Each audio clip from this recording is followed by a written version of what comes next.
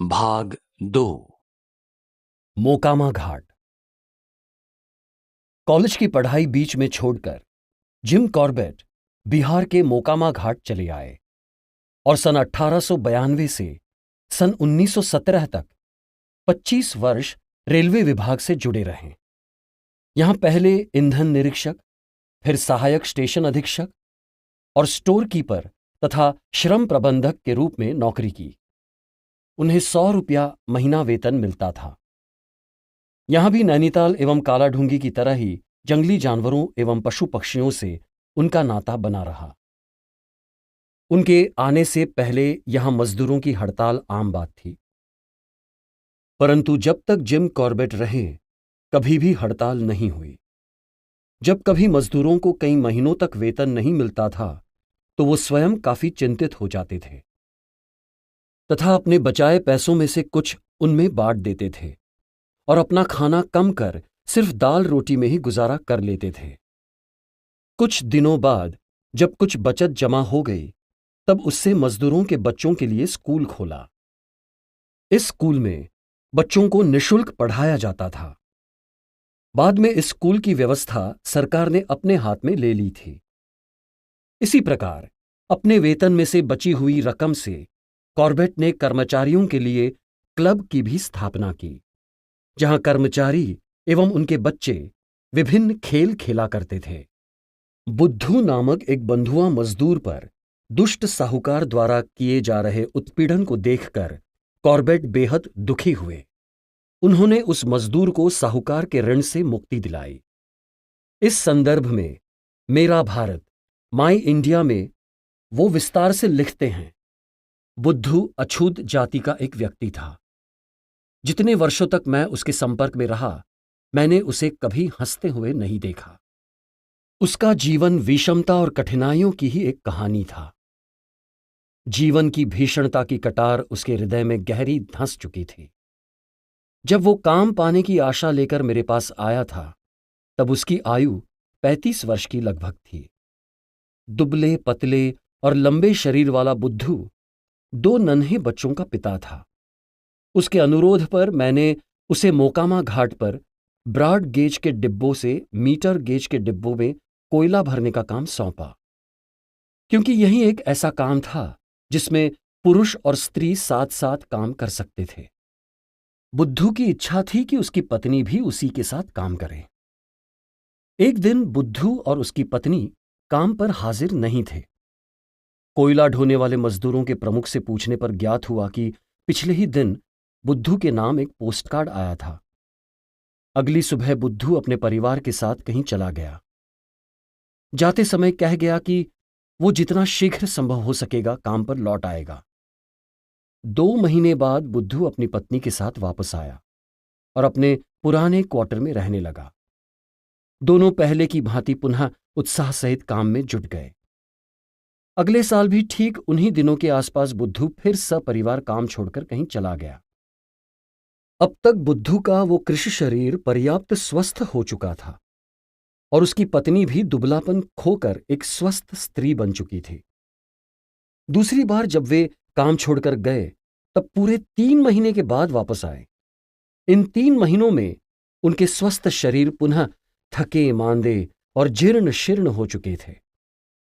मैं अपने श्रमिकों के व्यक्तिगत मामलों में कभी दखल नहीं देता, क्योंकि भारतीय लोग इस विषय में अत्यंत संवेदनशील और संकोचशील होते हैं। परंतु यदि कोई मुझसे अपने व्यक्तिगत विषय में सलाह लेना चाहता हो अथवा कोई अपने आप मुझे अपनी निजी बातें बताएं तो मैं उसकी बातें सुन अवश्य लेता था। अतः मुझे ये नहीं ज्ञात हो सका कि बुद्धू एक निश्चित बंधे समय पर ही काम क्यों छोड़ जाता है और ये एक कार्ड मिलने के बाद ही ऐसा क्यों करता है।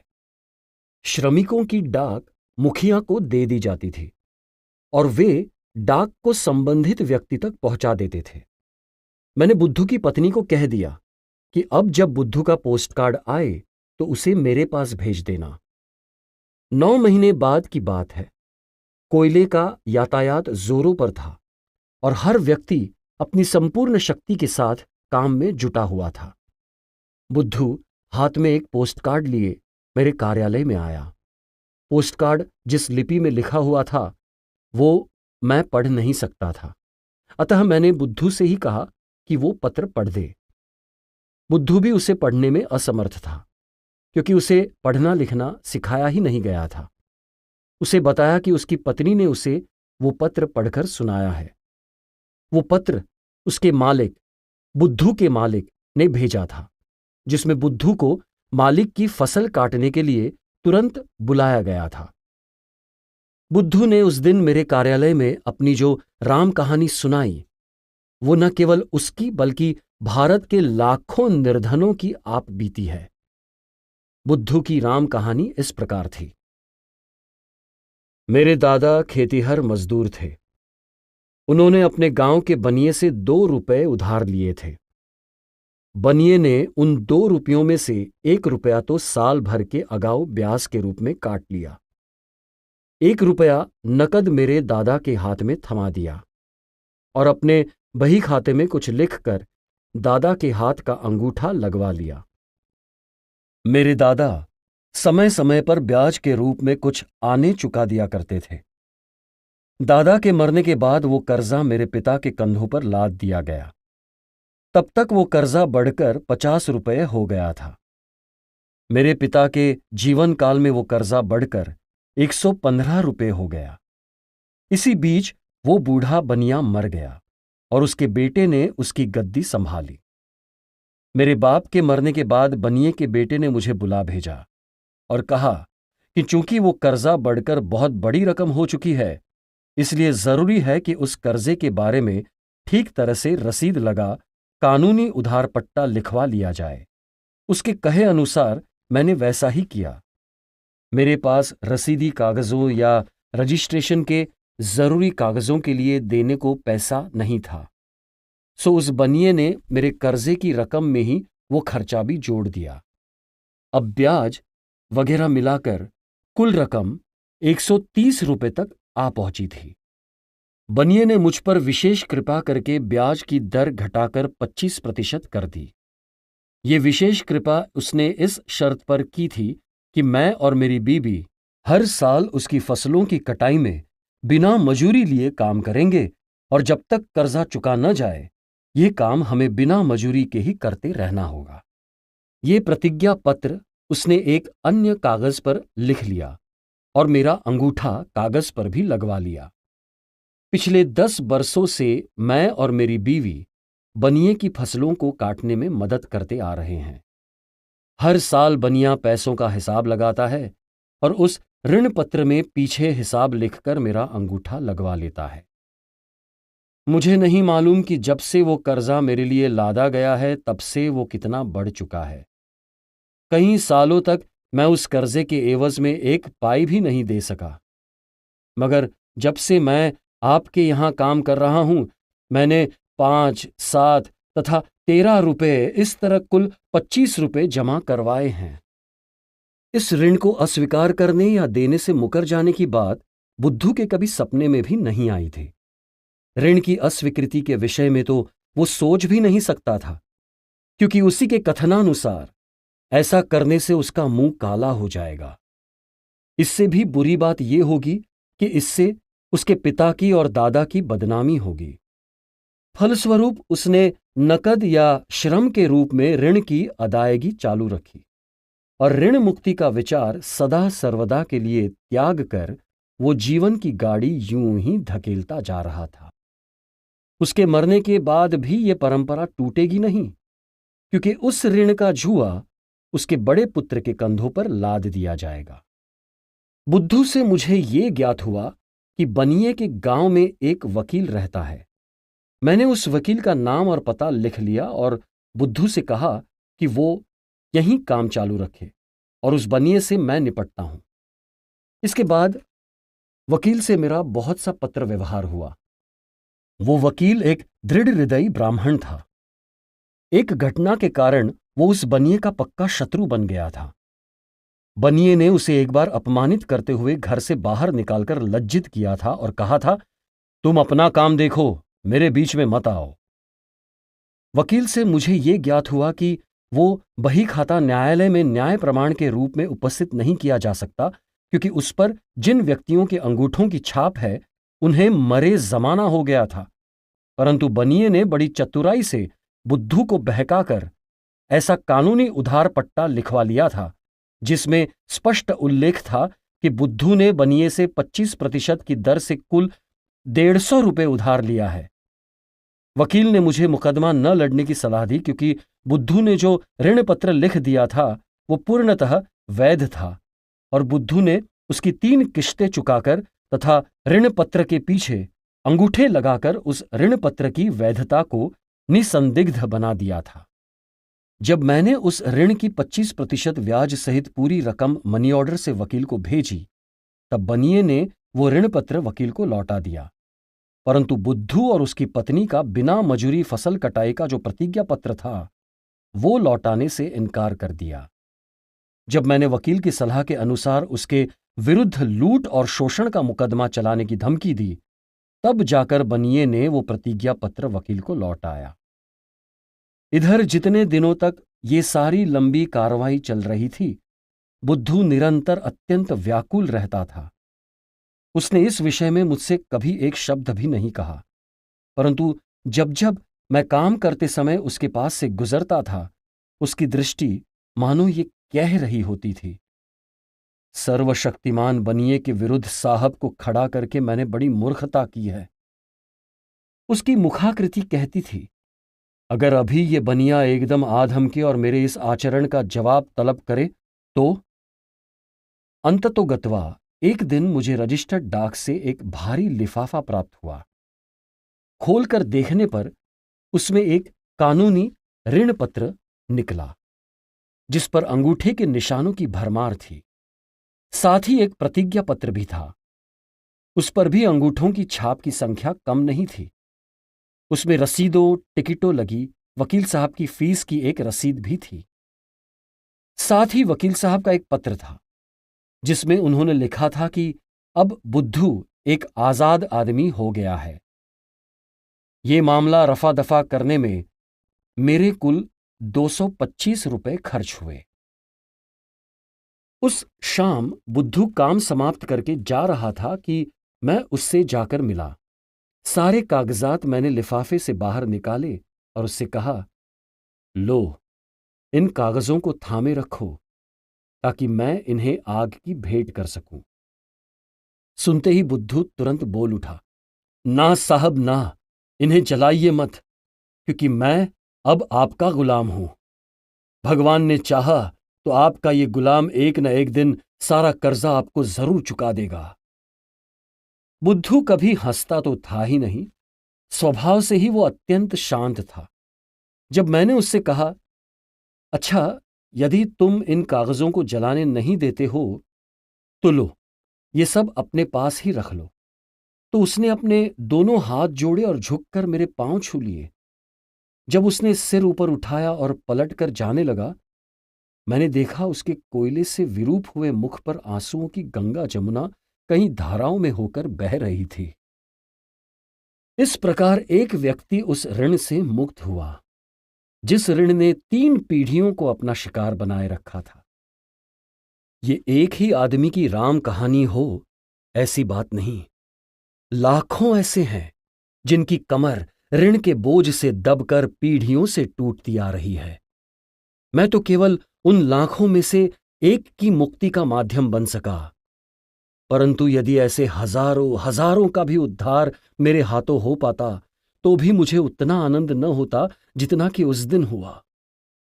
बुद्धू की उस मुक भाषा ने मेरे अंतरतम में वो भाव पहुंचा दिया जो कार्य कोमलतम सुललित शब्दों द्वारा भी संभव न हो पाता। उस दिन आंसुओं के कारण अंधी डबडबाती आंखें लेकर लड़खड़ाता हुआ बुद्धू जब अपनी पत्नी को ये बताने चला कि बनिए का कर्जा चुका दिया गया है और अब स्वतंत्र हो गए हैं, तब उस दृश्य मात्र से क्या उसके हृदय के भाव पढ़े नहीं जा सकते थे। महान हिंदी उपन्यासकार प्रेमचंद की कहानी सवा सेर गेहूं की कहानी से भी ये कहानी मिलती जुलती है। कहानी के लेखक के अनुसार वो भी एक सच्ची कहानी थी। इस प्रकार जिम कॉर्बेट एक अच्छे शिकारी, पर्यावरणविद एवं महान लेखक के साथ ही एक असाधारण व दयावान व्यक्ति भी थे। नैनीताल एवं कालाढूंगी से दूर रहने के बावजूद उन्हें सदा गांव वालों की याद सताती रहती थी। जब भी गांव वालों पर कोई विपत्ति आती अथवा नरभक्षी बाघ का आतंक उन्हें सताने लगता, वे अपने प्रिय जिम कॉर्बेट को तार द्वारा सूचित कर देते थे। वो तुरंत छुट्टी लेकर कालाढूंगी या नैनीताल उनके दुख दर्द में शामिल होने पहुंच जाते थे। इस बीच उन्होंने 3 कुख्यात आदमखोरों का शिकार भी किया। इस संदर्भ में जिम कॉर्बेट अपनी पुस्तक मेरा भारत माई इंडिया में लिखते हैं, भयभीत ग्रामीणों ने चंदा जमाकर मुझे एक अर्जेंट तार देने के लिए एक आदमी को पैदल नैनीताल दौड़ाया। मैं भी इनका निमंत्रण पाकर मोकामा घाट से, जहां की मैं नौकरी करता था, सीधा भागा चला आया था ताकि उन्हें उस नरभक्षक से मुक्ति दिला सकूं। हुआ ये था कि अपनी 12 वर्षीय पुत्री के साथ एक स्त्री गेहूं काट रही थी कि अकस्मात एक बाघ वहां आ प्रकट हुआ। जैसे ही वो लड़की सुरक्षा के लिए अपनी मां की ओर भागी, बाघ ने उस पर हमला बोल दिया। झटका देकर उसका सिर धड़ से बिल्कुल अलग तोड़ डाला और उछला हुआ शरीर अधर में ही झेलकर पास के जंगल में गायब हो गया। अभागी लड़की का सिर अभागन मां के पैरों के पास पड़ा रहा। एक तो तार भेजने में, यहां तक कि अर्जेंट तार भेजने में भी दूरी के कारण बहुत दिन लग जाते हैं। दूसरे, मुझे रेल मार्ग और सड़क मार्ग द्वारा कम से कम 1000 मील की यात्रा करनी पड़ी। ऊपर से 20 मील पैदल और चलना पड़ा। परिणाम यह हुआ कि तार देने वाले दिन से लेकर मेरे गांव पहुंचने के दिन तक 1 सप्ताह गुजर गया। इस बीच उस बाघ ने एक और हत्या कर डाली। इस बार बाघ ने एक स्त्री को शिकार बनाया था। ये बेचारी स्त्री अपने पति तथा बाल बच्चों के साथ हमारे नैनीताल वाले घर के पास वाले बाड़े में बरसों तक रही थी। वो अन्य स्त्रियों के साथ गांव के ऊपर वाली पहाड़ी पर घास काट रही थी कि बाघ ने उस पर आक्रमण कर दिया, उसे मार डाला और साथ ही स्त्रियों के देखते देखते उसे घसीटते हुए ले चला। भयभीत स्त्रियों की चीख पुकार गांव वालों ने भी सुनी। गांव के कुछ लोग इकट्ठे हो गए। अदम्य साहस दिखलाते हुए उन्होंने बाघ को भगा दिया। वे अच्छी तरह जानते थे और उन्हें पूरा भरोसा था कि तार मिलते ही मैं अवश्य आऊंगा। क्यों न हो, वे भारतीय थे और एक भारतीय का विश्वास बहुत गहरा और दृढ़ होता है। इसी विश्वास के बल पर उन्होंने बाघ का शिकार बनी उस स्त्री के शव को एक कंबल में लपेटा और 20 फीट ऊंचे बुरुश वृक्ष की सबसे ऊंची शाखा से बांध दिया। बाघ की बाद की हरकतें और प्रयत्नों से ये बात साफ हो गई थी कि गांव वालों की सारी कार्रवाई को वो पास ही से छिपकर अवश्य ही देख रहा था। यदि उसने लोगों को वृक्ष पर लाश टांगते हुए देखा ना होता तो वो उस लाश को कभी भी पा नहीं सकता था। कारण ये कि बाघ में गंध की शक्ति कतई नहीं होती। स्त्रियों ने घटना की सूचना नैनीताल जाकर दी। खबर पाकर मृत स्त्री का पति मेरी बहन मैगी के पास आया और उसने अपनी पत्नी की हत्या का समाचार सुनाया। अगले दिन सुबह होते ही मैगी ने कुछ आदमियों को उस लाश के लिए पास के किसी पेड़ पर मचान बनाने भेज दिया और स्वयं मेरे आने की प्रतीक्षा करने लगी। उसी दिन मेरे आने की संभावना थी। मचान बनाने की सारी साधन सामग्री गांव से जुटाई गई थी। गांव वालों के साथ मिलकर जब मेरे आदमी उस बुरुश वृक्ष के पास पहुंचे तो देखा कि बाघ ने पेड़ पर चढ़कर कंबल को फाड़ डाला था और लाश लेकर चंपत हो गया था। मैं गांव वालों तथा अपने आदमियों के अत्युच्च साहस की प्रशंसा किए बिना नहीं रह सकता था कि निहत्थे होते हुए भी उन्होंने घसीट के निशानों के सहारे सहारे आधे मील तक उसका पीछा किया था। जब वहां जाकर गांव वालों को कुछ अंशतः खाई हुई लाश मिली तो उन्होंने झटपट पास के एक बुरुश वृक्ष पर मचान बांधना शुरू कर दिया। अभी मचान बांधना पूरा हुआ ही था कि नैनीताल का एक शिकारी संयोगवश वहां आ निकला। जो दिन भर शिकार की खोज में भटकता फिरा था। उसने आकर मेरे आदमियों से कहा, मैं कॉर्बेट साहब का मित्र हूं, अब तुम सब गांव चले जाओ, मैं अब स्वयं बाघ का शिकार करने मचान पर बैठूंगा। अस्तु। उस जंगल में निष्फल खोज के बाद मैं काफी शाम बीते गांव वापस पहुंचा तो मुखिया की पत्नी ने मेरे लिए भोजन बनाया और उसकी लड़कियों ने पीतल की थालियों में भोजन परोसकर मेरे सामने ला रखा। मैंने दिन भर कुछ खाया नहीं था, सो खूब डट कर और बड़े स्वाद से भोजन किया। भोजन के उपरांत थालियों को पास के सोते में धोकर लाने के इरादे से मैंने जैसे ही थालियां उठाई कि तभी वे तीनों लड़कियां लपक कर आगे आई और मेरे हाथ से थालियां छीनकर सिर मटकाती और हंसती हुई कहने लगी, जो हम आपकी जूठी थाली धो देंगी तो इसमें हमारी जात नहीं बिगड़ने वाली। आप तो जी साधु हैं, गोरे साधु, अंग्रेज साधु। यहां ये बता दूं कि वे लोग जाति के ब्राह्मण थे। इसी तरह गढ़वाल में नरभक्षी तेंदुए ने जब आतंक मचाना शुरू किया तो गांव वालों ने जिम कॉर्बेट को पत्र लिखा। पत्र के प्रारूप का कुमाऊं के नरभक्षी नामक पुस्तक में जिम कॉर्बेट ने इस प्रकार वर्णन किया है। प्रेषक पट्टी पैनाउन, बुंगी और बिकला बादलपुर, जिला गढ़वाल की जनता सेवा में captain J.E. Corbett, IARO Kaladhungi, जिला नैनीताल। आदरणीय महोदय, उपर्युक्त 3 पट्टियों की जनता, हम लोग विनम्रता और आदरता पूर्वक निम्नलिखित पंक्तियां आपके पास दयापूर्ण विचार करने और आवश्यक कार्रवाई के लिए प्रस्तुत करते हैं कि पिछले दिसंबर से इस इलाके में एक शेर नरभक्षी बन गया है। आज दिन तक वो 5 व्यक्तियों को मार तथा 2 को घायल कर चुका है। अतः हम जनता के लोग बहुत मुसीबत में हैं। इस शेर के डर के मारे रात को हम अपनी गेहूं की फसल की निगरानी नहीं कर पाते। परिणाम स्वरूप हरिणों ने उसका लगभग सत्यानाश कर डाला है। चारा घास काटने हम जंगल में नहीं जा पाते, न हम अपने ढोर डंगरों को जंगल में चरने भेज सकते हैं, जिसके कारण हमारे अधिकांश पशु मरने ही वाले हैं। इन परिस्थितियों में हम लगभग बर्बाद होने वाले हैं। वन अधिकारी ये शेर मारने के लिए सभी संभव प्रयत्न कर रहे हैं, परंतु कोई सफलता मिलने की उम्मीद नहीं है। 2 शिकारी महानुभावों ने उसे गोली से मारने की कोशिश भी की, परंतु दुर्भाग्य से वो उन्हें मिला ही नहीं।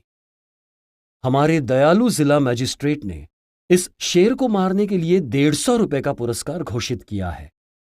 अतः हर कोई इसे मारने का प्रयत्न कर रहा है, परंतु सफलता नहीं मिली।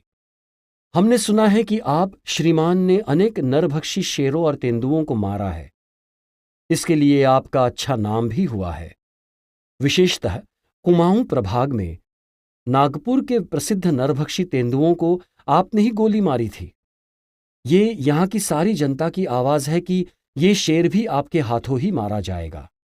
अतः हम जनता के लोग आपसे प्रार्थना करने की धृष्टता करते हैं कि आप यहां इस जगह आने का कष्ट उठाएं और हमारे शत्रु इस शेर को मारें और जनता को इस मुसीबत से बचाएं।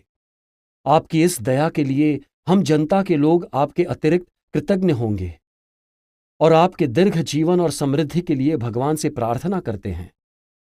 आशा है कि आप हमारी दशा पर अवश्य विचार करेंगे और इस मुसीबत से हमें बचाने के लिए यहां आने का कष्ट करेंगे। यहां आने का मार्ग इस प्रकार है: रामनगर से सुल्तान, सुल्तान से लाहचौड़, लाहचौड़ से कांडा। यदि आप महामहिम जी रामनगर अपने आने की सूचना हमें दें तो हम अपने आदमियों और गाड़ी को रामनगर आपसे मिलने और आपका साथ देने के लिए भेज देंगे। दिनांक झरत, हम रहना चाहेंगे 18 फरवरी 1930, श्रीमन ग्राम झरत, पट्टी पेनाउन। आपके सर्वाधिक निष्ठावान डॉक्टर बादलगांव, जिला गढ़वाल। संप्रांत हाँ गोविंद सिंह नेगी, प्रधान ग्राम झरत। इसके उपरांत पेनाउन, बुंगी और बिकला बादलपुर पट्टियों के निवासियों के 40 हस्ताक्षर और 4 अंगूठों के निशान हैं।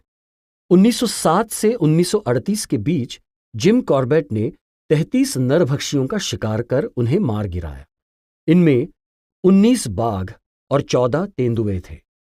सरकारी रिकॉर्ड के अनुसार इन बड़ी बिल्लियों ने गांव के पुरुषों, महिलाओं और बग्गों को मिलाकर 1200 लोगों को मौत के घाट उतारा था। जिम ने पहला बाघ चंपावत में मारा था। इस बाघ को चंपावत बाघ नाम से जाना जाता था। रिकॉर्ड के अनुसार चंपावत के बाघ ने 436 इंसानों को मारकर खाया था। जिम ने पानेर में एक नरभक्षी तेंदुए को भी मार गिराया था। कहा जाता है कि यह तेंदुआ 400 लोगों को मारकर खा चुका था। इस तेंदुए की खोपड़ी और दांत वगैरह की जांच करने के बाद पता चला कि उसके दांत खराब हो चुके थे और उसे दांतों की बीमारी भी थी। ये रुद्रप्रयाग इलाके का सबसे प्रसिद्ध तेंदुआ था। इस नरभक्षी के कारण केदारनाथ और बद्रीनाथ जाने वाले तीर्थयात्रियों में 10 साल तक इसका आतंक बना रहा। कई तीर्थयात्रियों को इसने निशाना भी बनाया। जिम ने एक आदमखोर बाघिन, चौघिन और मोहन नाम के एक बाघ को भी मार गिराया था। मारे गए ज्यादातर बाघों और तेंदुओं की खोपड़ी और शरीर के अन्य हिस्सों की जांच के बाद जिम को पता चला कि ये तमाम आदमखोर तेंदुए और बाघ किसी न किसी बीमारी से ग्रस्त थे या फिर घायल थे। अधिकांश घाव किसी गोली के लगने से बने थे। जिम कॉर्बेट के अनुसार अधिकांश बाघ या तेंदुए किसी शिकारी की गोली से घायल होने के बाद प्राकृतिक शिकार करने में असमर्थ होने के चलते आदमखोर बने थे। घायल अवस्था में राहगीरों को अपना आसान शिकार मान उन्हें मारकर अपना पेट भरने लगे थे। अपने इस आकलन का उल्लेख उन्होंने अपनी पुस्तक मैन ईटर्स ऑफ कुमाऊं में भी किया है। जिम हमेशा अकेले शिकार करना पसंद किया करते थे और वो भी जंगल में पैदल घूमते हुए। उन्हें जंगल में ये रोमांचक खेल खेलने में आनंद आता था। हां, जंगल में शिकार के लिए जाते समय उनके साथ उनका एक साथी रहा करता था, उनका पालतू छोटा सा कुत्ता रॉबिन। जिम ने अपनी पहली किताब में इस कुत्ते रॉबिन का भी उल्लेख किया है। जिम ने कई बार अपनी जान जोखिम में डालकर औरों की जान बचाई थी। यही कारण था कि कुमाऊं में लोग उन्हें संत या भगवान की तरह सम्मान देते थे। शेष भारत भी उन्हें संरक्षणवादी के तौर पर स्मरण करता है। भाग 3। छोटी हल्द्वानी। जिम कॉर्बेट महान शिकारी एवं पर्यावरणविद ही नहीं, सफल कृषक भी थे।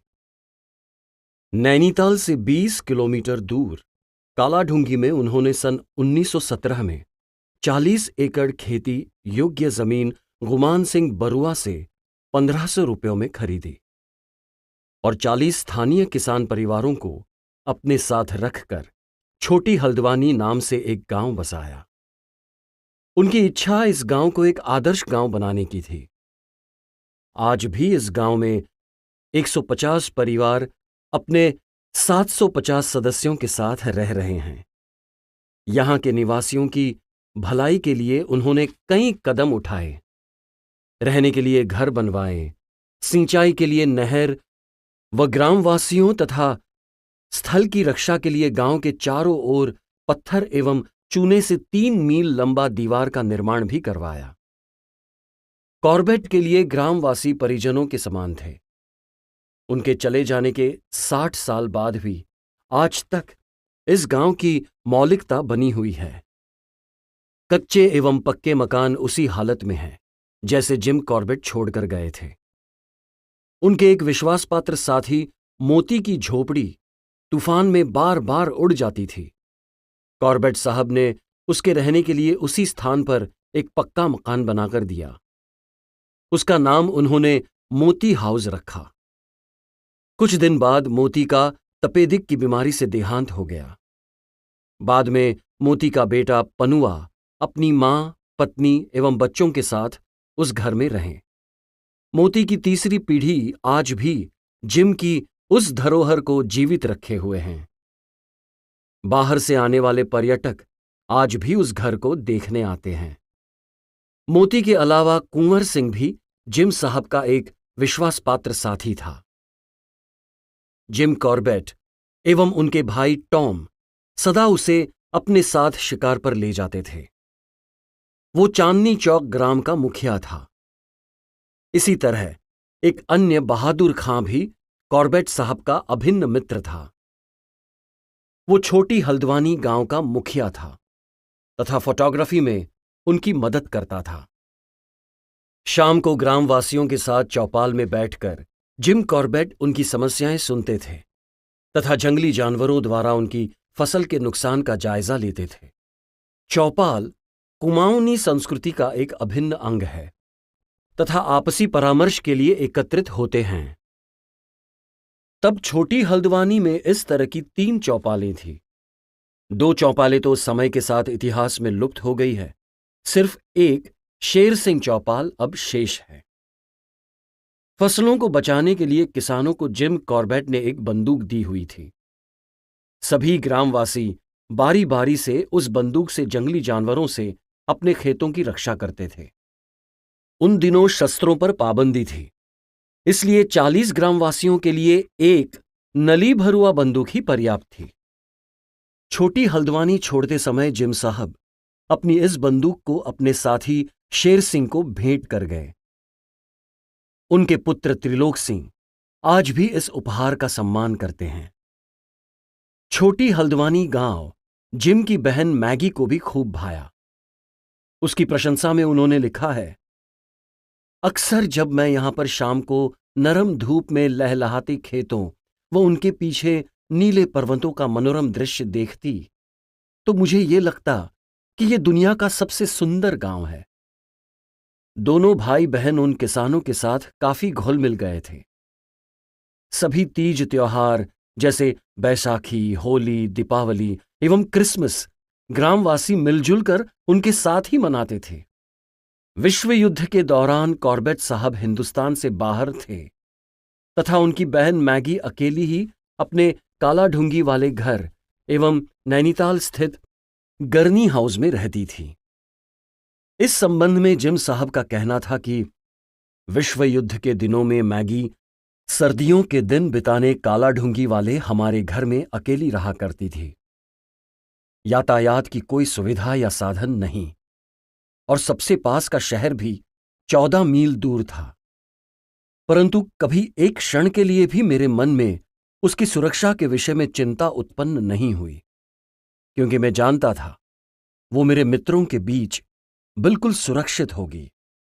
जी हां, मेरे मित्र अर्थात भारत के निर्धन।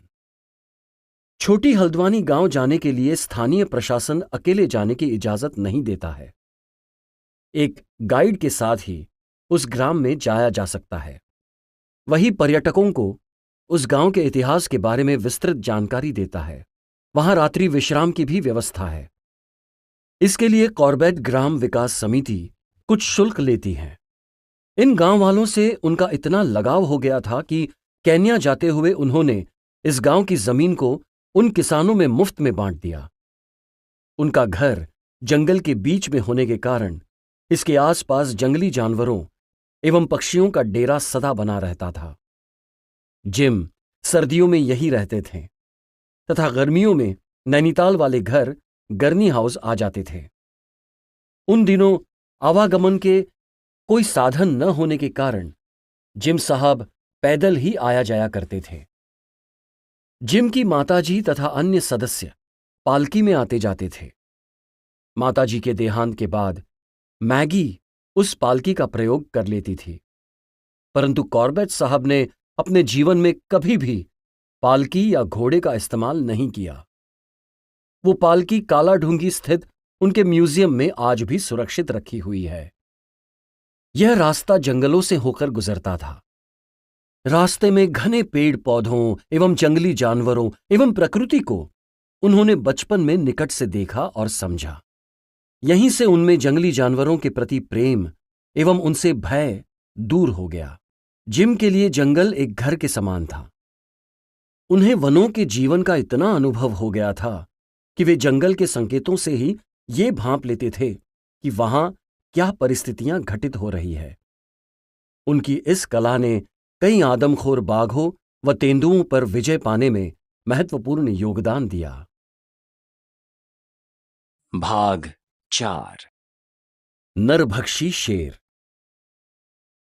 कोई भी शेर या तेंदुआ जन्म से नरभक्षी नहीं होता। परिस्थितियां उसे नरभक्षी बना देती है। इस बात को मानते हुए जिम कॉर्बेट ने कुमाऊं के नरभक्षी मैन ईटर्स ऑफ कुमाऊं पुस्तक की भूमिका में शेर या तेंदुआ के मानवभक्षी बन जाने के संबंध में लिखा है।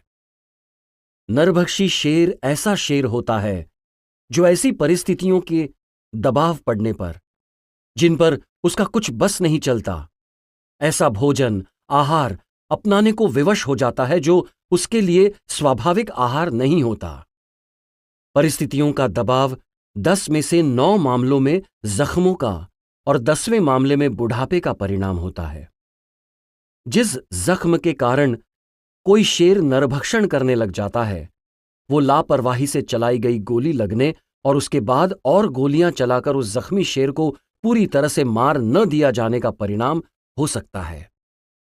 मनुष्य शेरों का प्राकृतिक आहार नहीं है और शेर मानव को अपना शिकार तभी बनाता है जब घाव लग जाने या बूढ़ा हो जाने के कारण वो अपना स्वाभाविक शिकार मारने में असमर्थ हो जाता है और जीने के लिए उसे नर मांस खाने पर मजबूर होना पड़ जाता है।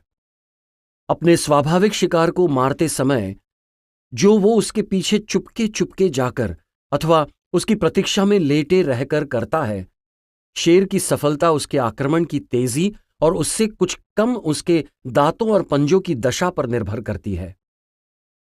इसलिए यदि शेर को एक या उससे अधिक पीड़ादायक घाव लगे हुए हैं अथवा उसके दांत नहीं हैं या दोषपूर्ण हो गए हैं और उसके पंजे घिस गए हैं अथवा जिन जानवरों को मारकर खाने का वो अभ्यस्त है उन्हें वो पकड़ नहीं पाता, तो जरूरत की मजबूरी से वो आदमी को मारने लग जाता है।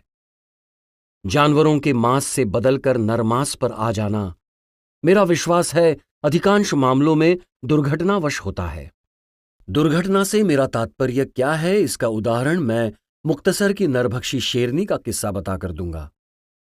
इस शेरनी की, जो अभी जवान ही थी, सेही से हुई मुठभेड़ में एक आंख जाती रही थी और सेही के करीब 50 कांटे, जिनकी लंबाई 1 से 9 इंच तक थी, उसकी बांह और अगली टांग की गद्दी में घुस गए थे। इनमें से कुछ कांटे हड्डी से टकराकर यूं की शक्ल बनाते हुए वापस मुड़ गए थे, जिनकी नोक और टूटा हुआ किनारा दोनों बिल्कुल पास पास आ गए थे। जब उसने दांतों से कांटे निकालने की कोशिश की तो ऐसा करने से वहां पीभ भरे रिश्ते घाव बन गए।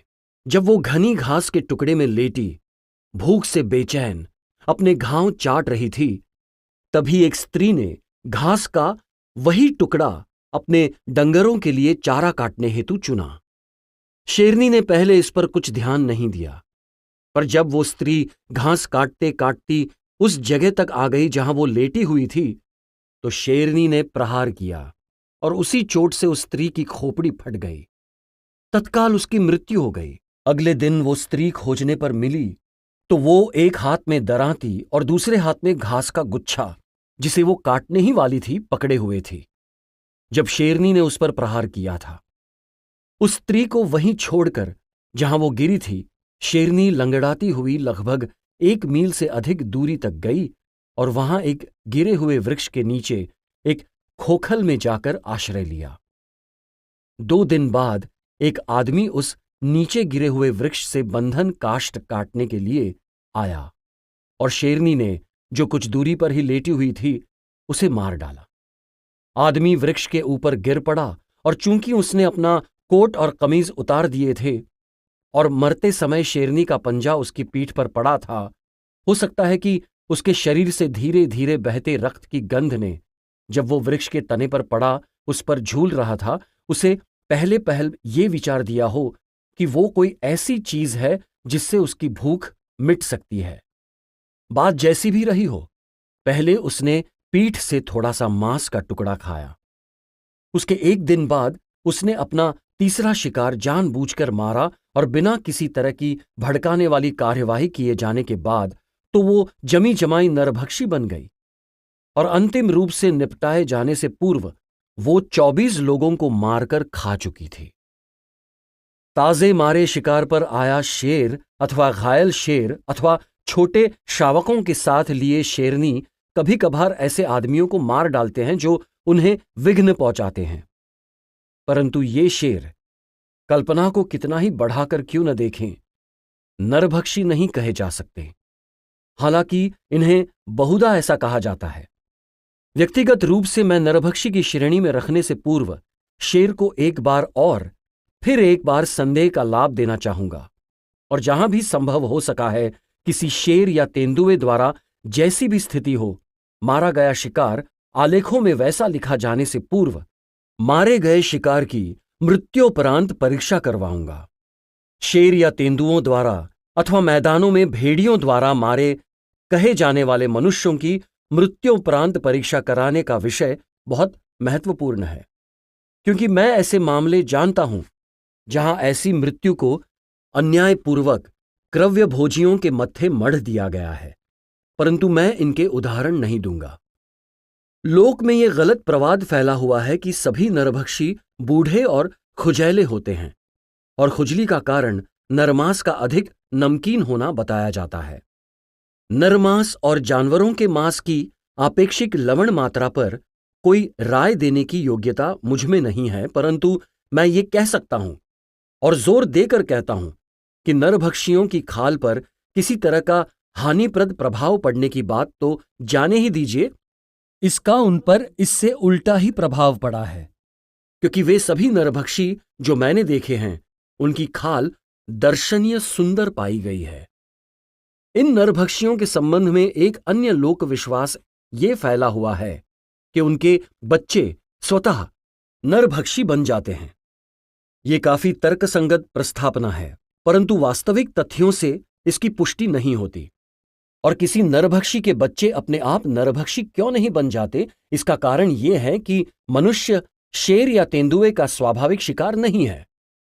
बच्चा वो सब कुछ खाएगा जो उसे उसकी मां लाकर देगी, और मुझे सिंह शावकों द्वारा नरहत्या करने में अपनी मां की सहायता करने का भी पता है, परंतु अपने मां बाप की सुरक्षा छोड़कर चले गए या मां बाप के मारे जाने के बाद शेर के एक भी ऐसे बच्चे का मुझे पता नहीं है जिसने नरहत्या करने का काम अपना लिया हो।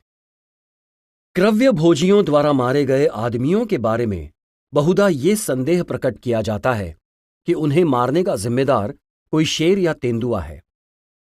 सामान्य नियम यही है, जिसका कोई अपवाद मुझे देखने को नहीं मिला, कि दिन में जितने लोग बाघ मारे गए हैं उनके लिए जिम्मेदार शेर होता है, और जो लोग अंधेरे के समय मारे जाते हैं उन्हें मारने की जिम्मेदारी तेंदुओं पर जाती है। दोनों जानवर अर्धरात्रिचर वन निवासी हैं। दोनों की आदतें एक जैसी हैं। मारने में दोनों एक जैसा ढंग अपनाते हैं और दोनों अपना मारा शिकार लंबी लंबी दूरियों तक उठाकर ले जाने में समर्थ हैं। इसलिए ये आशा की जा सकती है कि दोनों एक ही समय शिकार किया करें, पर वे ऐसा नहीं करते। इसका कारण यही है कि इन दोनों जानवरों के साहस में अंतर पाया जाता है। जब शेर नरभक्षी बन जाता है तो उसमें मानवों का कुछ भी भय नहीं रह जाता, और चूंकि रात की अपेक्षा मानव दिन में अधिक स्वतंत्रता से इधर उधर विचरता है, शेर अपना शिकार दिन के प्रकाश में प्राप्त कर सकता है, और इसके लिए रात के समय उनकी बस्तियों में शिकार करने की कोई आवश्यकता नहीं होती।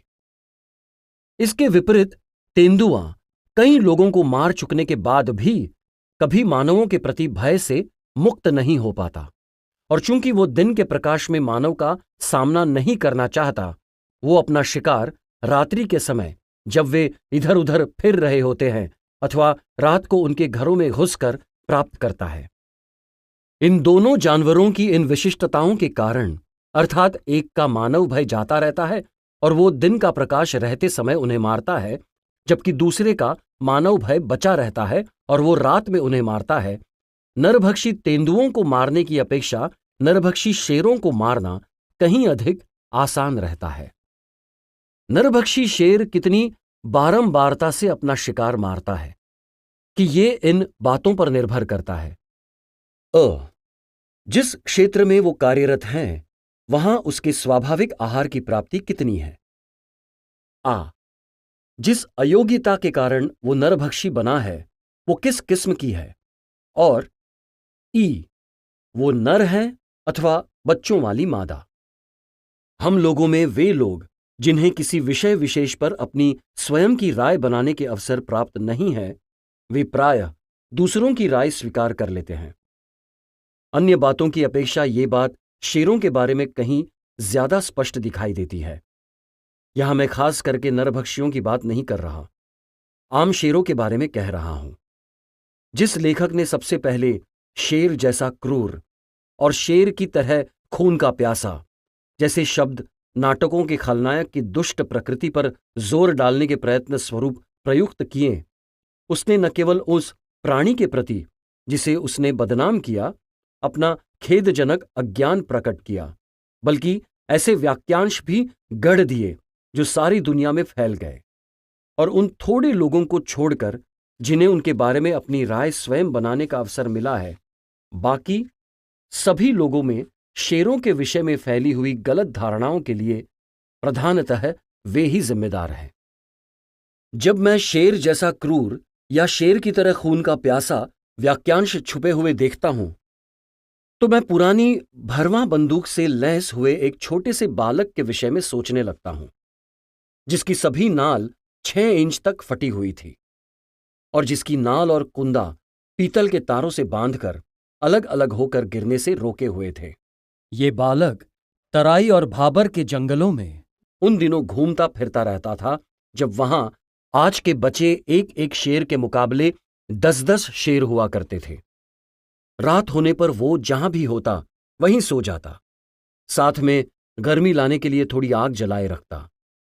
बीच बीच में शेरों की आवाज कभी कुछ दूर से तो कभी कभी बहुत पास से ही सुनकर जाग जाता। आग में कुछ लकड़ियां डालता, करवट बदलता और बिना किसी बेचैनी की बात मन में लाए फिर अपनी विघ्न पड़ी नींद लेना शुरू कर देता। अपने थोड़े से अनुभव और दूसरों के अनुभवों से, जिन्होंने उसी की तरह जंगल में दिन बिताए थे, जिन्हें उसने सुना था, अथवा दिन के समय शेर से बचते हुए जब कोई मिल ही जाए और यदि ऐसा न हो पाए तो उसके गुजर कर निकल जाने तक चुपचाप शांत होकर खड़ा रहने और उसके बाद मार्ग पर आगे बढ़ने पर वो जानता था कि बिना छेड़छाड़ किए शेर किसी को कुछ नहीं करता।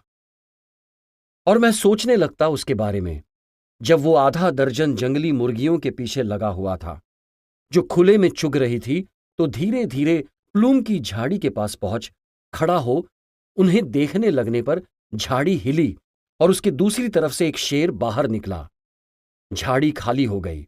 वो मुड़ा और चेहरे पर ऐसा भाव लिए जो उतना ही स्पष्ट था जितने तद विषयक शब्द होते। हेलो बच्चे, तुम यहां किस खुराफात में लगे हो? लड़के की ओर देखा और कोई उत्तर न पाकर मुड़ा और बिना एक बार भी पलट कर देखे मंथर गति से धीरे धीरे वहां से चला गया। और फिर मुझे उन हजाराधिक पुरुषों, स्त्रियों और बच्चों का ख्याल आता है जो जंगल में काम करने या घास काटने या सूखी लकड़ियां बटोरने दिनानुदिन ऐसी जगहों के पास से गुजरते हैं जहां शेर लेटे हुए रहते हैं, पर इतना तक नहीं जान पाते कि वे इस तथाकथित क्रूर और रक्त पिपासु जानवर के पर्यवेक्षण में रहकर आए हैं। उस दिन से जब प्लूम की झाड़ी से शेर निकलकर बाहर चला गया था, अब आधी सदी बीत चुकी है, जिसके अंतिम 32 वर्ष लगभग नियमित रूप से नरभक्षियों का पीछा करने में ही बीते हैं। और यद्यपि ऐसे दृश्य भी देखने को मिले हैं जिन पर पत्थर भी रोने लगते हैं, मेरे देखने में एक भी ऐसा मामला नहीं आया कि कोई शेर जानबूझकर इस सीमा तक क्रूर और रक्त पिपासु रहा हो कि उसने बिना छेड़छाड़ हुए अपनी या अपने बच्चों की क्षुधापूर्ति के लिए आवश्यकता से अधिक किसी की हत्या की हो। वस्तु योजना में शेर का कार्य प्रकृति का संतुलन बनाए रखने में सहायता देना ही है और अति दुर्लभ अवसरों पर जब अत्यधिक आवश्यकता से वो अत्यधिक मजबूर ही हो जाए तो वो किसी आदमी की हत्या करता है, अथवा जब उनका स्वाभाविक आहार मानव द्वारा निर्दयतापूर्वक समाप्त कर दिया जाए तो वो 2% ढोर डंगर पालतू पशु मारता है, जिन्हें मारने का आरोप उस पर लगाया जाता है। इस कार्य के लिए उसकी पूरी जाति पर क्रूर और रक्त पिपासु होने का ठप्पा लगा देना उचित नहीं कहा जा सकता। मैं जानता हूं कि शिकारी अपरिवर्तनीय होते हैं, जिसका कारण यह है कि अपनी राय बनाने में उन्होंने वर्षों लगाए होते हैं, और चूंकि प्रत्येक आदमी का अपना अलग अलग दृष्टिकोण होता है, इसलिए यह स्वाभाविक ही है कि उसकी राय में छोटी छोटी यहां तक कि कुछ बड़ी बातों में भी परस्पर अंतर पाया जाता है। इसी कारण मैं ये शेख ही नहीं मारना चाहता कि वे सभी राय जो मैंने यहां अभिव्यक्त की हैं सभी लोगों की स्वीकृति पा सकेंगी। इतने पर भी एक बात ऐसी है जिस पर मैं पूरी तरह दृढ़ हूं कि सभी शिकारी, चाहे उनका दृष्टिबिंदु पेड़ पर बांधा गया मचान हो या हाथी की पीठ या उनके अपने पैर, मुझसे एक बात में सहमत होंगे, और वो ये है कि शेर अथाह साहसी, विशाल हृदय और सज्जन होता है, और यदि उसे विलुप्त कर दिया गया और यदि सहायतार्थ उसे सार्वजनिक समर्थन न मिल पाया तो वो विलुप्त हो ही जाएगा। तो अपनी प्राणी जातियों में सर्वोत्तम इस प्राणी जाति का विलोप होने से भारत बहुत विपन्न रह जाएगा। शेरों के विपरीत तेंदुए कुछ सीमा तक झाड़ू लगाने वाले सफाईदार हैं, और बिना रोक टोक जानवरों का कत्लेआम करके भी उनका स्वाभाविक आहार उन्हें नहीं मिल पाता तो नरमांस का स्वाद पाकर वे नरभक्षी बन जाते हैं। हमारे पहाड़वासी प्रधानतया हिंदू हैं, और इस कारण अपने मृतकों का वे दाह संस्कार करते हैं। ये दाह क्रिया सर्वदा किसी नदी या नाले के तट पर संपन्न की जाती है, ताकि मृतक की अस्थियां राख बहकर गंगा और अंततः समुद्र में चली जाएं। यहां के अधिकांश गांव ऊंची पहाड़ियों पर बसे हुए हैं, जबकि नदी नाले अधिकांश स्थितियों में उनसे मीलों दूर नीचे घाटियों में होते हैं। इससे यह समझा जा सकता है कि अंत्येष्टि संस्कार में किसी छोटे जनसमुदाय की मानव शक्ति पर बहुत बोझ या दबाव पड़ता है, खासकर जब अर्थी ले जाने वालों के अलावा दाह क्रिया के लिए अपेक्षित धन इकट्ठा करने और उसे ले जाने के लिए भी श्रमिकों की जरूरत पड़ती है। सामान्य समय में तो ये कर्मकांड ठीक तरह से पूरे कराए जाते हैं, परंतु जब कोई बीमारी महामारी बनकर पहाड़ों को लपेट लेती है और वहां के निवासी इतनी तेजी से मरते हैं कि उन्हें ठीक ठीक ढंग से निपटाया नहीं जा सकता, तो एक सीधा सादा कर्मकांड गांवों में अपनाया जाता है। इसमें मृतक के मुख में एक जलता हुआ अंगारा रखकर शरीर को पहाड़ी के सिरे पर ले जाकर नीचे धकेल दिया जाता है। तेंदुआ ऐसे क्षेत्र में जहां उसका स्वाभाविक खाद्य मिलना अति दुर्लभ हो गया हो, ऐसे शरीर या लाश पाकर बहुत जल्दी मानव मांस का स्वाद प्रेमी हो जाता है। जब बीमारी खत्म होकर सामान्य स्थिति फिर से लौट आती है तो ये जानवर अपने आहार की आपूर्ति ठप हो जाने के कारण बहुत स्वाभाविक है मानवों की हत्या करने लग जाता है। कुमाऊं के 2 नरभक्षी तेंदुओं में से जिन्होंने परस्पर मिलकर 525 लोगों की जान ली थी, एक का उदय अति भयंकर हैजा फैल जाने के कारण हुआ था और दूसरा तेंदुआ उस रहस्यपूर्ण बीमारी के बाद सामने आया था जिसने 1918 में सारे भारत को आक्रांत कर डाला था और जिसे जंगी बुखार नाम दिया गया था। महान लेखक एवं प्रकृति प्रेमी उदयवीर विराज अपनी पुस्तक वन रोमांच में एक ग्रामीण द्वारा बाघ के नरभक्षी बन जाने के संबंध में जिम कॉर्बेट और नरभक्षक बाघ शीर्षक अध्याय में लिखते हैं, एक लड़का सवेरे अपनी गाय भैंसों को लेकर चराने गया था। उसकी गाय भैंसें दोपहर को ही घर लौट आई, किंतु वो नहीं लौटा। बहुत ढूंढने पर अगले दिन उसकी लाश मिली। बाघ ने 3/4 से अधिक मांस खा डाला था। इसके सिवाय और कुछ पता नहीं चला कि उसे बाघ ने कब और कैसे मारा। लाश मिलने के बाद तुरंत साहब को खबर देने के लिए आदमी दौड़ाए गए। साहब की यह विशेषता थी कि नरभक्षक बाघ या चीते द्वारा किसी के मारे जाने की खबर सुनने के बाद वो रुकता नहीं था। सब काम छोड़कर तुरंत उस नरभक्षक का निपटारा करने चल देता था। अगले दिन वो उस गांव में आ पहुंचा। लाश का इतना कम अंश बचा था कि साहब ने उस पर बैठना ठीक नहीं समझा। उसका ख्याल था कि उस लाश पर वो बाघ दोबारा नहीं आएगा। पता नहीं क्या सोचकर उसने ये प्रस्ताव किया कि अगर कोई आदमी या औरत खुले में बैठकर रात बिताने को तैयार हो तो वो उस बाघ को अवश्य ही मार डालेगा। उसने ये भी कहा कि यह किसी तरह नहीं हो सकता कि बाघ आकर उस व्यक्ति का बाल भी बांका कर सके, पर यदि किसी कारण कोई नुकसान हुआ भी तो वो 100 रुपया हर्जाने के तौर पर उसके परिवार के लोगों को देगा। 100 रुपये उस जमाने में बड़ी रकम होती थी बाबूजी, पर कोई भी आदमी 100 रुपये लेकर इस काम के लिए तैयार नहीं हुआ। जान किसे प्यारी नहीं होती। साहब को अपने अचूक निशाने पर पक्का भरोसा था, इसलिए वो 100 रुपये देने को भी तैयार था। नहीं तो ऐसा बावला कौन होगा जो दूसरे के लिए नरभक्षक बाघ मारने जाए और अपनी गांठ से 100 रुपये भी दे। आखिर हुआ यूं कि जिस लड़के को बाघ ने मारा था उसकी मां इस बात के लिए तैयार हो गई। जब से उसका लड़का मरा था तब से वो शोक से पागल सी हो रही थी। जब उसने सुना कि साहब ये चाहता है कि बाघ को मारने के लिए कोई आदमी रात में घर से बाहर जहां वो कहे वहां बैठने को तैयार हो जाए, तो वो ये सोचकर बहुत प्रसन्न हुई कि इस प्रकार वो बाघ से अपने पुत्र की हत्या का बदला ले सकेगी। थोड़ी बहुत घबराहट जो उसके मन में थी वो इस कल्पना से दूर हो गई कि यदि किसी कारण वो मर भी गई तो उसकी बहू को 100 रुपया मिल जाएगा। पर यह भी तय है कि यदि उसे साहब पर पक्का भरोसा न होता तो वो कभी अपनी जान को इस तरह जोखिम में न डालती। बुढ़िया से बात करके कॉर्बेट साहब बाघ की खोज करने के लिए जंगल में निकल गया। पता नहीं वो कहां कहां घूमा और क्या क्या उसने देखा, पर कोई 2 बजे के करीब लौटकर उसने भोजन किया। उसने लोगों को समझा दिया कि उस बुढ़िया के सिवाय आज शाम को कोई आदमी घर से बाहर ना निकले। उसने कहा कि आशा है कि आज बाघ आएगा और मारा भी जाएगा। उसके बाद वो ये कहकर सो गया कि उसे 4 बजे उठा दिया जाए। उसे रात भर जागना भी तो था ना। बाघ का डर लोगों पर बहुत अधिक छाया हुआ था।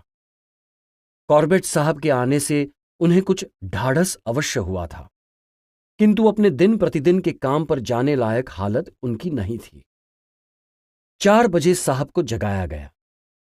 चाय पीने के बाद साहब ने गांव से कोई फरलांग भर दूर एक पेड़ पर अपने बैठने के लिए मचान बनवाया। यहां मचान बिल्कुल मामूली सा था। इस पर एक आदमी के लिए ही जगह थी, वो भी लेटने की नहीं, बैठने भर की। कोई आधे घंटे में मचान बनकर तैयार हो गया था। साहब ने बुढ़िया को वो जगह भी दिखा दी जहां उस बुढ़िया को बैठना था। मैंने टोक कर पूछा, साहब ने शिकार के लिए कोई बकरा न बांधकर आदमी के बैठने की जिद क्यों की?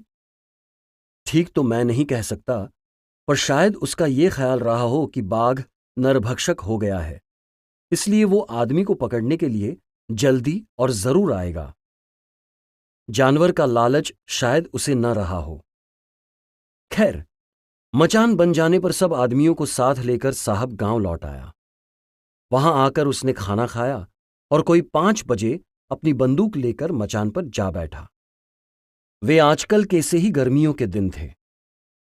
सूरज देर से छिपता था। उसने बुढ़िया से कहा था कि वो सूरज छिपने पर गांव से निकलकर मचान की ओर आए और जो जगह उसे बताई गई है वहां बैठकर घास खोदना शुरू कर दे। बीच बीच में वो जोर जोर से कोई गीत भी गाती रहे। ख्याल ये था कि गीत की आवाज सुनकर बाघ वहां आ पहुंचेगा। बाकी सब लोगों को घर से निकलने को मना कर दिया गया था, क्योंकि कहीं ऐसा न हो कि साहब तो यहां प्रतीक्षा करता रहे कि बाघ बुढ़िया को पकड़ने आएगा और उधर बाघ किसी दूसरे आदमी को ही धर दबोचे। हम लोग गांव में अपने घरों में बैठे प्रतीक्षा कर रहे थे कि कब गोली चले और कब हमें उस आतताई बाघ के भय से छुटकारा मिले। कोई 2 घंटे बीत गए। गोली की आवाज तो नहीं आई। हां, उस बुढ़िया को साथ लेकर साहब खुद लौट आया। उसने कहा, अंधेरा बहुत हो गया है, कल फिर कोशिश करेंगे। पता नहीं बाघ को कुछ संदेह हो गया हो, इसलिए वो नहीं आया, या फिर उसका पेट भरा हुआ था, इसलिए उसने आने की जरूरत नहीं समझी। उसकी जिंदगी 1 दिन और बाकी थी, इसलिए वो उसे वहां आने से रोके रही। अगले दिन मुंह अंधेरे ही उठकर साहब ने अपनी बंदूक संभाली और जंगल में निकल गया। डर तो उसे जैसे लगता ही नहीं था। घूम घाम कर वो कोई 2 घंटे में लौटा। उसने कहा, कल रात बाघ इस इलाके में घूमा अवश्य है। वो दूर नहीं गया है, इसलिए आशा है कि आज उसे भूख गोली के सामने ला खड़ा करेगी। उसे शक हुआ कि बाघ ने शायद उसके मचान को भांप लिया है, इसलिए उसने दिन में एक ढलान पर पहाड़ी की खड़ी दीवार में एक गड्ढा खुदवाया। यह गड्ढा इस प्रकार बना था कि जब साहब उसके अंदर बैठ जाए तब बाघ उस पर केवल सामने से ही हमला कर सकता था, पीछे से या दाएं बाएं से नहीं। इस गड्ढे को छिपाने के लिए उसके सामने पेड़ की डालियां काटकर इस प्रकार डाल दी गई कि उनसे बाहर की ओर देखने में तो बाधा न पड़े, किंतु गड्ढा छिपा रहे। वो दिन भी हम लोगों ने अपने घरों में रहकर ही बिताया। जब तक नरभक्षक बाघ सही सलामत फिर रहा हो तब तक बाहर काम पर जाने का प्रश्न ही कहां उठता था। आज साहब 4 बजे जाकर गड्ढे में बैठ गया। बुढ़िया को उसने उसी तरह दिन छिपे वहां आने को कहा। पहले दिन बुढ़िया में अधिक हिम्मत थी, किंतु दूसरे दिन वो कुछ घबरा रही थी। घबराने की बात भी थी। जोश में अंधा होकर आदमी मौत के मुंह में भी कूद जाता है, किंतु जोश ठंडा हो जाने पर जीवन अधिक प्यारा लगने लगता है। बुढ़िया को गए अभी मुश्किल से 15 मिनट हुए होंगे। एक ही बार उसके गीत की आवाज सुनाई पड़ी थी। एकाएक धाएं धाएं 2 गोलियां छूटी। हम सब बाहर निकलकर साहब की ओर दौड़ने को बेचैन हो उठे, पर साहब ने कह रखा था कि जब तक वो स्वयं आवाज देकर हमें न बुलाए तब तक कोई घर से बाहर ना निकले। गोलियां छूटी थी, इससे स्पष्ट था कि बाघ आया था, और जब साहब ने गोली चलाई है तब उसे लगी भी जरूर होगी। पर साहब की आवाज नहीं आ रही थी। कुछ समझ न पाने के कारण बेचैनी से हमारा बुरा हाल हो गया। कोई 5 मिनट बाद साहब की आवाज सुनाई पड़ी। वो हमें बुला रहा था। निसंदेह बाघ मारा जा चुका था। हम सब पुरुष, स्त्रियां और बच्चे एक साथ उसकी ओर दौड़ पड़े।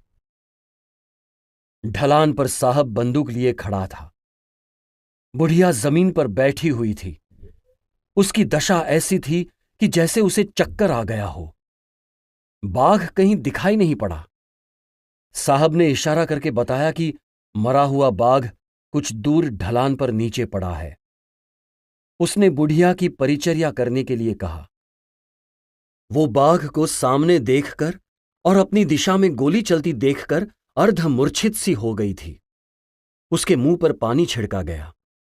उसके बाद साहब ने बताया कि बुढ़िया के गीत गाने की आवाज बाघ ने तुरंत सुन ली थी। लगता है वो कहीं पास ही था, क्योंकि उस आवाज को सुनने के 10 मिनट के अंदर ही वो आ पहुंचा। आज वो जरा भी सतर्क नहीं था। छिपकर आने के बजाय वो इस प्रकार आया कि बुढ़िया ने उसे तभी देख लिया जब वो उससे कोई 50 गज दूर था। बाघ को देखकर बुढ़िया एक अस्पष्ट सा चित्कार कर उठी। उसके साथ ही साहब ने भी बाघ को देख लिया। इस समय बहुत सावधानी से काम लेना जरूरी था। नरभक्षक बाघ बंदूक के सामने था, और यदि अब वो कच्चे निशाने के कारण चोट खाकर या डरकर भाग जाता तो फिर पता नहीं कि उसे ढूंढने में कितना समय और परिश्रम गंवाना पड़ता।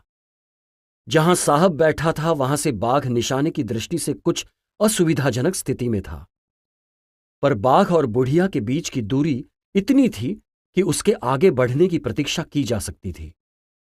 वो निश्चित था कि कुछ आगे बढ़कर वो एक झपट में बुढ़िया को दबोचने का यत्न करेगा। जब बाघ ने देखा कि बुढ़िया ने उसे देख लिया है और वो डर कर कुछ चिल्लाई, तब वो क्षण भर के लिए रुक गया। पर यह देखकर कि बुढ़िया भागी नहीं और न उसने प्रतिरोध का ही कुछ उपाय किया, वो फिर स्थिर चाल से उसकी ओर बढ़ा, जैसे उसे पक्का भरोसा हो कि अब ये शिकार तो हाथ से निकलकर कहीं जा ही नहीं सकता। अभी वो 4 कदम भी नहीं चला होगा कि साहब ने ठीक मौका देखकर गोली चलाई। गोली खाते ही तड़प कर बाघ उछला। साहब ने तभी दूसरी गोली चलाई, जो उसे नीचे गिरते समय आकाश में ही लगी। बाघ ढलान पर गया और दूर तक नीचे लुढ़कते चला गया। तब साहब ने अपने गड्ढे में से निकलकर उसे खोजा। जहां गोली लगी थी उस जगह से वो कोई 30 फीट नीचे पड़ा था। हम लोगों को आवाज देने से पहले साहब ने यह निश्चय कर लेना चाहा कि बाघ मर गया है। ऐसा न हो कि हम सबको बुला लेने के बाद यह पता चले कि बाघ में तो अभी जान है और वो अभी कहीं जाने ले सकता है। उसने बाघ की ओर कई पत्थर फेंके और जब कोई प्रतिक्रिया उसमें दिखाई न पड़ी तब उसने हमें बुला लिया। साहब ने बाघ की लाश को ध्यान से देखा और हमें दिखाया कि उसके अगले पांव में एक घाव था, जो काफी पुराना मालूम होता था। साहब का कहना था कि इस घाव के कारण ही वो नरभक्षक बन गया था। जब वो ग्रामीण अपनी कहानी सुना चुका तब मैंने पूछा, क्यों साहब तुम्हें बहुत पसंद था? ऐसे देवता आदमी और दिखाई कहां पड़ते हैं बाबूजी? जिम कॉर्बेट किसी शेर के पंजों के निशान से यह अनुमान लगा लेते थे कि वो नर है अथवा मादा। उसकी उम्र एवं लंबाई चौड़ाई का भी उन्हें आभास हो जाता था। इसी तरह एक शेर को जब उन्होंने मारा तो उसकी लंबाई उनके अनुमान से कुछ इंच ज्यादा निकली। उसका वध उन्होंने अनुमान से 3 साल बाद किया था। हो सकता है उसकी लंबाई इस बीच बढ़ गई हो। शेर की दहाड़ सुनकर वो समझ जाते थे कि वो नर है या मादा। अगर शेर मादा है तो वो अपने मुंह से नर शेर की आवाज निकालते तथा नर होने पर मादा की आवाज। शेर उस आवाज को सुनकर उनकी तरफ चला आता था। इसी तरह उन्होंने शेर को शिकार करते हुए नजदीक से देखा। किसी तरह शेर सांबर की सवारी करते हुए उसे दौड़ाता है और उचित स्थान पर ले जाकर जहां उसे लगता है कि यहां उसे मारकर आराम से खाया जा सकता है, उस पर वार करता है। जीती जागती कहानी जंगल की, जंगल लोर पुस्तक में वो विस्तार से लिखते हैं कि शुरुआती दिनों में मेरे लिए करीब करीब एक जैसे दिखने वाले पंजों के निशान में फर्क कर पाना बड़ा मुश्किल था। मिसाल के तौर पर एक छोटे सांभर और छोटी नील गाय के पैरों के निशान काफी कुछ किसी बड़े सूअर के पैरों के निशान जैसे लगते हैं। लेकिन जब मैंने एक एक करके अलग अलग जानवरों को रेतीली तलहटी वाली सूखी धारा पार करते देखा और उनके वहां से गुजरने के तुरंत बाद उनके पांवों के निशानों की जांच की, तो मुझे उनमें फर्क करना आ गया। जल्दी ही मैं सिर्फ एक निगाह डालकर यह बता सकता था कि ये निशान किसी सूअर के खुरों से बने हैं या किसी और जानवर के खुरों से। हिरणों के खुरों की तरह सूअर के असली खुरों के साथ काम न आने वाले खुर जुड़े होते हैं, लेकिन सूअर के ये बेकार खुर हिरन के खुरों के मुकाबले लंबे होते हैं। जब सूअर सूखी जमीन पर चलता है तो उसके यही खुर एक खास ढंग का निशान छोड़ते हैं, जबकि हिरन के यही खुर जमीन पर तभी निशान छोड़ते हैं जबकि उसके असली खुर नरम जमीन में पूरे धंसे हों। इसी तरह जब तक आपको कुछ तजुर्बा न हो जाए तब तक शेर के बच्चे और तेंदुए के पांव के निशानों में फर्क कर पाना बड़ा मुश्किल है। इन दोनों के पैरों के निशान में फर्क करने का तरीका यह है कि आप उंगलियों के निशान को ध्यान से देखिए। शेर के बच्चे के पांव की उंगलियां लंबी होती है और जमीन पर दोनों के पांव के निशान एक बराबर हों तो भी शेर के बच्चे के पांव की उंगलियां अलग ही दिखाई देती है। लकड़बग्घे और जंगली कुत्ते के पैरों के निशान अक्सर तेंदुए के पंजों के निशान का धोखा देते हैं। यहां इस मामले में जब भी कभी आपको शक हो तो पंजे के निशानों का सही पता लगाने के लिए 2 बुनियादी बातें ध्यान में रखिए। 1, अपने शिकार का पीछा कर उसे धर पकड़ने वाले सभी जानवरों के पैरों की उंगलियां पैरों की गद्दी के मुकाबले बड़ी होती हैं, और जो जानवर अपने शिकार का चुपके चुपके पीछा करते हैं उनके पैरों की उंगलियां गद्दी के मुकाबले छोटी होती है।